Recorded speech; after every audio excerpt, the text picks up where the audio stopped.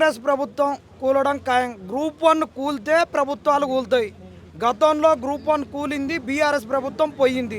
ఇప్పుడు ఈ గ్రూప్ 1 కూలుతుంది, కాంగ్రెస్ కూలుద్ది. ఇది పక్క. ఏలం పాటలు అయిపోయినాయి. ఈ నిన్నటి వరకు వినాయక చవితి ఏలం పాటలు అయిపోయినాయి.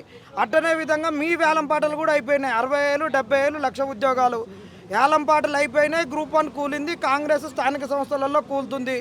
మేము అడిగేది ఒకటే, మీ కాడ మిషనరీ లేదు కాబట్టి యూపీఎస్సీకి ఈ పబ్లిక్ సర్వీస్ కమిషను ఎలాంటి కండిషన్స్ లేకుండా బేషరత్తుగా గ్రూప్ 1 నిర్వహించమని ఈ యూపీఎస్సీకి అప్పచెప్పండి. మీరు ఏదైతే 40,000 ఉద్యోగాలు నింపుతారో ఆ 40,000 ఉద్యోగాలను టీజీపీఎస్సీ ద్వారా వాటిని నింపించుకోండి. మిగతా రిక్రూట్మెంట్ బోర్డులను ప్రక్షాళన చేసుకోండి. ఏది ప్రక్షాళన చేసుకోకుండా అట్టనే మీరు నోటిఫికేషన్లు ఇస్తే వేస్ట్. మోరీలో 100 టన్నుల కొబ్బరి నీళ్ళు పోసినా కానీ అది మోరీ వాసనే ఉంటుంది. హుషేన్ సాగర్ను ఎంత ప్రక్షాళన చేసినా అలా స్నానం చేయలేము. కాకపోతే వినాయకుడిని అలా నిమజ్జనం చేయొచ్చు కానీ మనం స్నానం చేయలేము. అట్టనే ఈ పబ్లిక్ సర్వీస్ కమిషన్లను కానీ మిగతా రిక్రూట్మెంట్ బోర్డులను కానీ వీటిని ప్రక్షాళన చేయకుండా నువ్వు ఎన్ని నోటిఫికేషన్లు వేసినా ఇట్టనే కోర్టులో మీరు చంపదెంపలు తినడం ఖాయం. మీరు రిక్రూట్మెంట్ బోర్డులను ప్రక్షాళన చేస్తాం, సిలబస్ మారుస్తాం అన్నారు. కమిటీలు వేసిర్రు, ఆ కమిటీలు మూలకు కూర్చున్నాయి, బెల్లం కొట్టిన రాయిలు లెక్క ఉన్నాయి. కాబట్టి మీరు నోటిఫికేషన్లు వేసే ముందు అన్నిటిని ప్రక్షాళన చేసుకోండి. లీగల్ లిటిగేషన్స్ లేకుండా చూసుకొని ముందుకెళ్తేనే ఏమన్నా. ఇది వెళ్ళకుండా మాత్రం కాంగ్రెస్ 30 ఏళ్ళు ఈ తెలంగాణ నేలలో గతంలో ఉందని ఇప్పుడు పుట్టే బిడ్డలు వాళ్ళు 30 ఏళ్ళు వచ్చినాక వాళ్ళు పెళ్ళిళ్ళు అయిపోయినాక మా అయ్యలు మా తాతలు కాంగ్రెస్ అంటే అప్పుడు సోనియా గాంధీ ఇస్తే గెలిపించిర్రంట.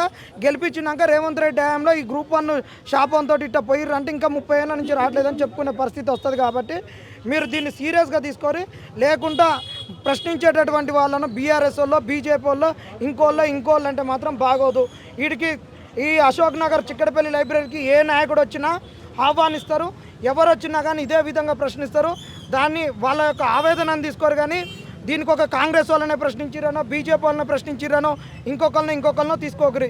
దీని యొక్క అంతర్సూత్రం ఒకటే, నిరుద్యోగుల ఆవేదన ఈ విధంగా ఉందని స్వీకరించుకొని ప్రతి పార్టీ వెళ్ళి మీ పార్టీలలో చర్చించుకొని కార్యాచరణను ప్రకటించరు.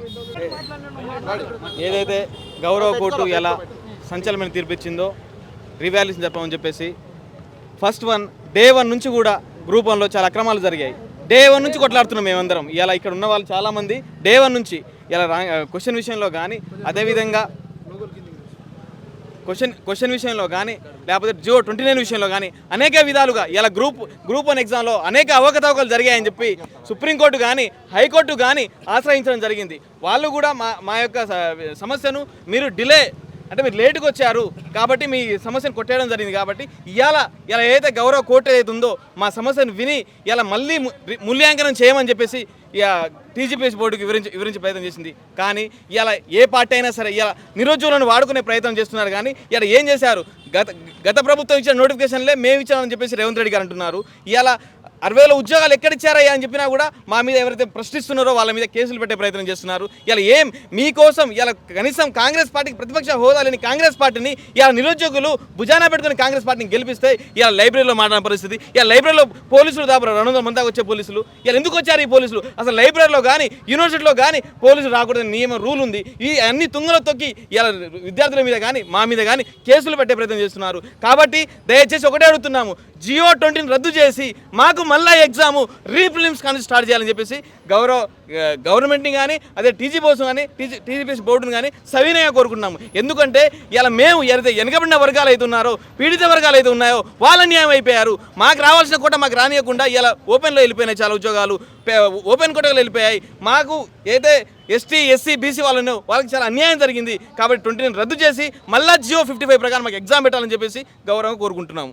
ఇవాళ గ్రూప్ 1 పరీక్ష అనేటువంటిది గర్వంగా, నమ్మకంతో, భవిష్యత్తు పైన ఆశతో రాయాల్సిన పరీక్ష గ్రూప్ 1 పరీక్ష.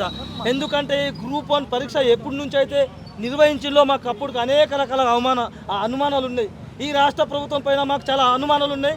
ఇవాళ ఏదైతే హైకోర్టు ఇచ్చిన తీర్పు ఇవాళ మాకు ఖచ్చితంగా మాకు తెలిసిపోయింది. ఎందుకంటే అనుమానాలు అంటే క్లియర్ కట్గా మాకు అర్థమైపోయింది. మేము ఏం అడుగుతున్నాం, గత 3 సార్లు, ఎందుకంటే టీఎస్పీఎస్ నుంచి మొదలెడితే అప్పుడున్న బీఆర్ఎస్ ప్రభుత్వంలో ఇదే నిరుద్యోగుల తరపు నుంచి ఇదే గ్రూప్ 1 అన్నటువంటిది 2 సార్లు నిర్వహిస్తే అప్పుడు కూడా అనుమానాలతో అక్కడ ఇదైపోయింది. మళ్ళీ ఇప్పుడు టీజీపీఎస్సీ అనేటువంటి గ్రూప్ 1లో కూడా ఇవాళ కేవలం రెడ్లకు మాత్రమే గ్రూప్ 1 పోస్ట్ అనేటువంటి కట్టబెట్టే విధంగా ఈ కాంగ్రెస్ ప్రభుత్వం మమ్మల్ని మోసం చేస్తుంది, విద్యార్థులను మోసం చేస్తుంది.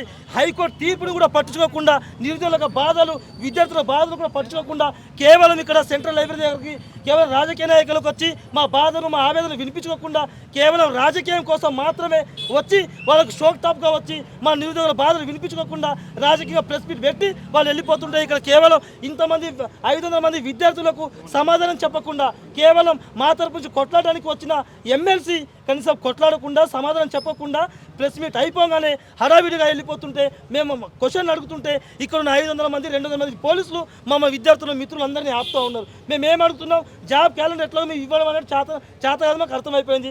సరిగ్గా మేమేమో కాంగ్రెస్ ప్రభుత్వం వస్తే ఖచ్చితంగా తెలంగాణ రాష్ట్రంలో మార్పు వస్తుంది అనుకున్నాం. కానీ ఇవాళ తెలంగాణ రాష్ట్రంలో మార్పు వచ్చింది. ఎందుకంటే తెలంగాణ రాష్ట్రంలో మోసం చేసేదే కాంగ్రెస్ ప్రభుత్వం యొక్క ప్రధానమైన ఎజెండా. అదే తెలంగాణ రాష్ట్రంలో మార్పు. ఎందుకంటే ఎప్పుడైతే మేము కాంగ్రెస్ ప్రభుత్వాన్ని నమ్మి దబ్బా ఓట్లు గుద్దామో ఆ ఓట్లే ఇవాళ తెలంగాణ నిరుద్యోగుల పక్షాన శాపంగా మారినాయి. అందుకోసం మేము ఏమంటున్నాం, మీరు ఇచ్చిన హామీల ప్రకారం మాట్లాడుతుంటే ఇవాళ తీర్పు వచ్చిన దానిపైన సమాధానం చెప్పాల్సిన దమ్ము ధైర్యం ఈ రాష్ట్ర ప్రభుత్వానికి లేదు. మన నిరుద్యోగుల తరపు నుంచి ఇవాళ హైకోర్టు తీర్పు ఇచ్చిన తర్వాత కనీసం ఏ ఒక్కరైనా, మేము ఆకుడు సార్ ఫోన్ చేసినాం, అద్దెకి దగ్గర ఫోన్ చేసినాం, రియా సార్ ఫోన్ చేసినాం, కనీసం వాళ్ళు వాళ్ళకి ఏం పీకే పని ఏముండదు కానీ ఫోన్ నుంచి పక్కన పెడుతున్నాం. ఎందుకంటే మన నిరుద్యోగులు మాట్లాడేంత దమ్ము ధైర్యం వాళ్ళకి లేదు. అందుకోసం ఏమంటున్నాం, మీరు ఏ విధంగా కాళేశ్వరం ప్రాజెక్టుకు ఏ విధంగా సిబిఐకు మీరు అప్పగించారో ఇదే గ్రూప్ 1 అనేటువంటిది సిబిఐకి ఇచ్చే దమ్ము ధైర్యం ఈ రాష్ట్ర ప్రభుత్వంకు ఉందా? ఎందుకంటే కాంగ్రెస్ ప్రభుత్వం పైన, రేవంత్ రెడ్డి పైన మాకు నమ్మకం లేదు. ఇప్పటికే మాకు అనుమానాలు రుజువైపోయినాయి కాబట్టి సిబిఐకి ఇచ్చే దమ్ము ధైర్యం ఉంటే మీరు ప్రెస్ మీట్ పెట్టి మా నిరుద్యోగులకు న్యాయం చేయాల్సిందిగా మేము వేడుకుంటున్నాం. ప్రధానమైన డిమాండ్ ఇది.